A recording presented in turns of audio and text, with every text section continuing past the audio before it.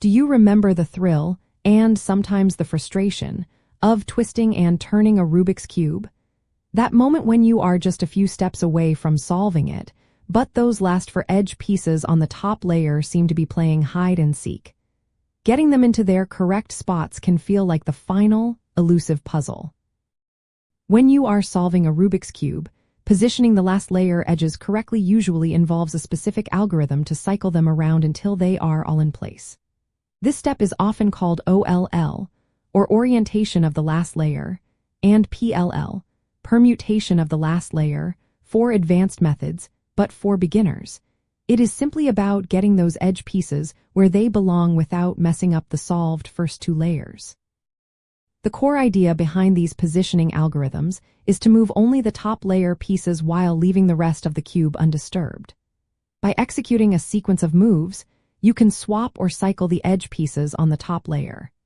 Think of it like a dance where only the top layer pieces are allowed to move, carefully stepping into their correct positions one by one or all at once, depending on the algorithm you choose to use. This selective movement is what makes the process so elegant and effective. To achieve this, you will generally follow a two-part strategy. First, identify the current state of your last layer edges. Do you have two adjacent edges solved, two opposite edges solved, or none at all? Based on this, you will apply a specific sequence of moves. A common beginner approach is to first get one edge piece correctly positioned, then use an algorithm to cycle the remaining three around until they too fall into place. For example, if one edge is solved, you can hold the cube so that the solved edge is at the back. Then perform a sequence of moves like right up to right prime up to cycle the three remaining edges. Mastering the last layer edge positioning is a hallmark of truly understanding the cube's mechanics beyond mere memorization. This stage often involves algorithms like the T permutation or U permutation, allowing for precise three-cycle swaps of edges or corners, even though we are focusing on edges here.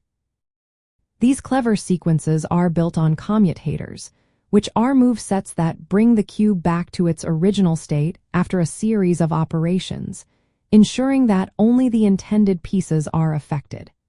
It is a brilliant example of how complex problems can be broken down into elegant, repeatable solutions. By focusing on these systematic steps and understanding how the algorithms manipulate the top layer, you will gain the confidence to conquer the Rubik's Cube's final stage. It is not just about memorizing moves, it is about appreciating the logical flow that transforms a scrambled puzzle into a perfectly solved masterpiece, bringing back that satisfying click of all colors aligned.